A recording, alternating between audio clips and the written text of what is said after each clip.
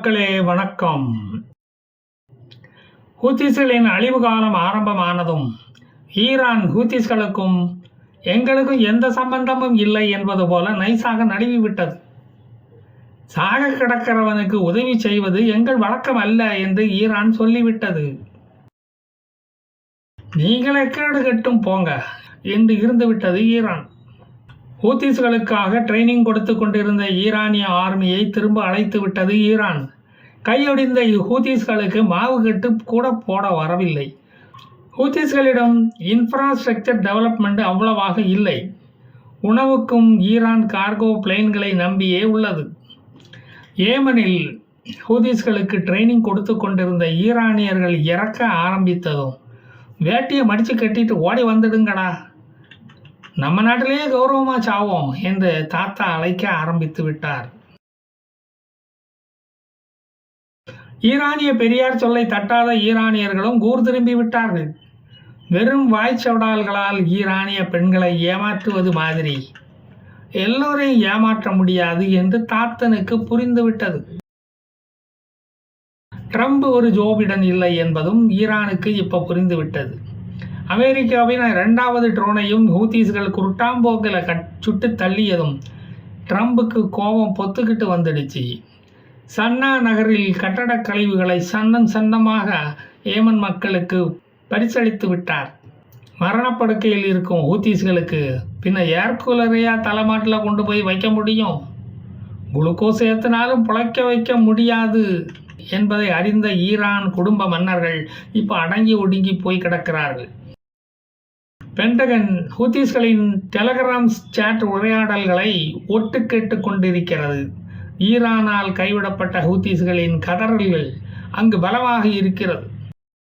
அங்கு சிலர் காமெனியை திட்டவும் ஆரம்பித்து விட்டார்கள். முதல்ல ஹமாஸை அழித்தாய், பிறகு ஹிஸ்புல்லாவை ஒழித்தாய், இப்போ ஹூத்திஸை கிழித்தாய், உனக்கு நல்ல சாவே வராதுடா என்று ஈரான் தாத்தாவை வையாத வாயே ஈரானில் இப்போது இல்லை. ட்ரம்பை நேரடியாக சமாளிப்பது எப்படி என்று காமெனி பெசஸ்கியான் எல்லோரும் அனைத்து கட்சி கூட்டம் போட்டு மக்களின் கவனத்தை திருப்புவது பற்றி பேச ஆரம்பித்து விட்டார்கள்.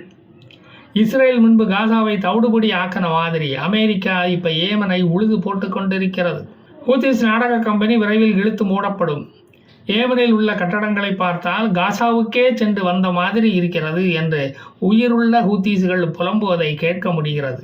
இப்போ ஹமாஸ்கள் என்ன சொல்லுகிறார்கள் என்றால், ஹூத்திஸ்களுக்கும் கொடுத்த மாதிரி பவர்ஃபுல் ஏவுகணைகளை எங்களுக்கும் கொடுத்திருந்தால் பாலஸ்தீன போரில் வெற்றி வாகை சூடியிருப்போம். இந்நேரம் எங்களில் பலர் பிரதம மந்திரிகளாகவும் ஜனாதிபதிகளாகவும் வலம் வந்து கொண்டு இருந்திருப்பார்கள் என்று உளறி கொட்டி இன்னும் தங்களுக்கு பைத்தியம் தெரியவில்லை என்று காட்டிக்கொண்டு இருக்கிறார்கள்.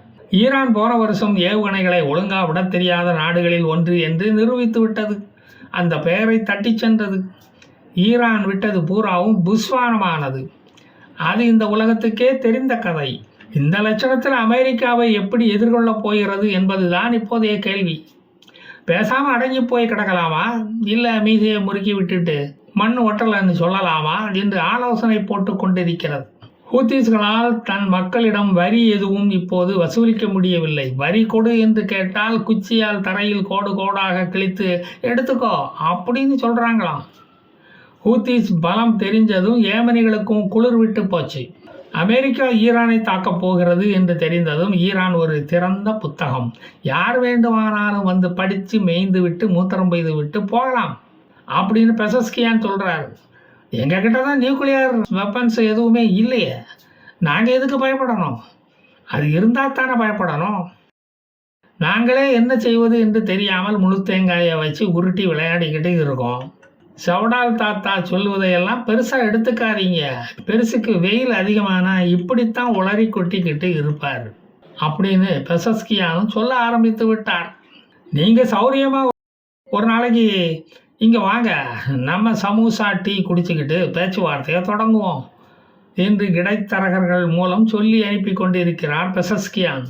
ட்ரம்போ, நாங்கள் பேச்சுவார்த்தைக்கு வரும்போது இஸ்ரேல் எகிப்தில் டென்ட் போட்டுக்கிட்டு இருக்கோம், 2வது கட்ட பேச்சுவார்த்தையை அங்கே வச்சுக்கிடலாம் அப்படின்னு சொல்லிவிட்டார். நேரிடையாக என்னுடன் பேச்சுவார்த்தைக்கு வாருங்கள், இல்லை என்றால் நேரிடையாக அமெரிக்க போர் விமானங்கள் அங்கு வந்து இறங்கும். அப்படின்னு க்ளீனாக சொல்லிட்டாரு. ஹெட்மாஸ்டர் ரூமை பார்த்து பயந்து ஓடின பள்ளிக்கூட மாணவனை போல பயந்து ஓடுகிறது ஈரான். ஈரான் போரை விரும்பவில்லை. ஆனால் போர் எங்கள் மீது திணிக்கப்பட்டால் அதை எதிர்கொள்வதை தவிர எங்களுக்கு வேறு வழியில்லை. போர் வந்தால் நடப்பதே வேறு. வீல் சேரில் தான் நாங்கள் நடப்போம். ஏப்ரல் 4ஆம் தேதி இஸ்ரேல் சிரியாவுக்குள் டூர் போயிட்டு வந்திருக்கு. சிரியா இப்போ தான் எந்திரிச்சு நடக்க ஆரம்பிச்சிருக்கு. இஸ்ரேல் மறுபடியும் ஆயுத குறைப்பு நடவடிக்கை என்று சொல்லிக்கிட்டு சிரியாவுக்குள்ள வந்துக்கிட்டு பூந்துக்கிட்டு இப்படி போகலாமா? யானை புகுந்த கரும்பு தோட்டத்தில் கரும்புகள் நசுங்கத்தானே செய்யும். அதுதான் நடந்து கொண்டு இருக்கிறது இப்போது சிரியாவில். அல் கிஸ்வா, அல் முகாலிப் நகரங்கள் தாக்கப்பட்டு உள்ளதாக மிருகங்கள் வசிக்கும் இடங்களில் உள்ள மனித உரிமை கழகம் இஸ்ரேல் மேல் குற்றம் சாட்டுகிறது. பாசர் ஆசாத் என்ற மிருகம் சிரியாவுக்குள்ள இல்லைன்னு தெரிஞ்சதும் இஸ்ரேல் இப்படி தைரியமாக வந்து வாலாட்டிக்கிட்டு போய்கிட்டு இருக்கு. டமாஸ்கஸையும் இரவோடு இரவாக வந்து தாக்கிவிட்டு போயிருக்கு. அனிமல் ரைட்ஸ் ஆர்கனைசேஷன் கண்டுக்காது என்ற ஒரு நினைப்பா உங்களுக்கு? தூங்கும் புலியை இடராதீர்கள், பிறகு மியாவ் மியாவ் என்று கத்தி பயமுறுத்தி விடுவோம், ஜாக்கிரதை. அதென்னமோ தெரியல, இஸ்ரேல் விமானப்படை தாக்கினா மட்டும் பொதுமக்களாக வந்து சாவுறாங்க. ஒரு தீவிரவாதி உடல் கூட கண்டெடுக்கப்படவில்லையே. செத்து போனவங்க முகத்தில் தான் கருப்பு துணியே இல்லையே. சந்தேகம் இருந்தால் ஊடகங்களில் போய் பாருங்கள், கேட்டு தெரிந்து கொள்ளுங்கள்.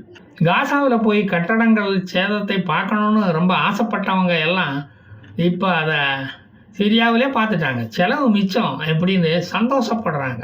இஸ்ரேல் நாங்கள் டெரர் இன்ஃப்ராஸ்ட்ரக்சர்களைத்தான் அழித்தோம், பொதுமக்கள் குடியிருப்புகளை அழிக்கவில்லை என்று கூறுகிறது.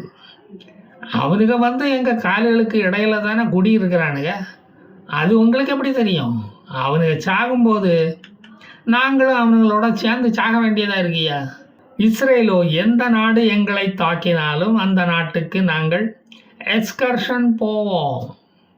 அது எங்கள் நாட்டு சட்ட நடைமுறையா. அதை நாங்கள் நினச்சா கூட மாற்ற முடியாது. வேணா நீங்களே கேட்டு சொல்லுங்க. ஏய் இஸ்ரேல் பயல, நல்லா கேட்டுக்கோ. சிரியாவில் ஹிஸ்புல்லாக்கள் இப்போ இல்லை. நாங்கள் அல்பாத் பார்ட்டி ஆளுங்க தான் இருக்கிறோம். நாங்கள் புரட்சி படையின் மகன்கள். நாங்கள் முசல்மான்கள். மொசலு குட்டி இல்லடா. எங்களை வெட்டி சாய்க்க ஆசைப்படாதீர்கள். தீயோடு விளையாடாதீர்கள், தீஞ்சு போயிடுவீங்க. தைரியம் இருந்தால் அண்ணா சாலைக்கு வர்றீங்களா? நாங்கள் காட்டுறோம், பார்த்துக்கிட்டு போங்க அப்படின்னு கொக்கரிக்கிறார்கள் இந்த அல்பாத் பார்ட்டியினர். அக்டோபர் 7க்கு பிறகு இதுவரை இஸ்புல்லா, ஹமாஸ், ஹூத்திஸுகள் 4400 ஏவுகணைகளை இஸ்ரேலிய சிவிலியன்கள் மேல் விட்டிருக்கிறார்கள். இருந்தும் அவர்களை அழிக்க முடியவில்லை.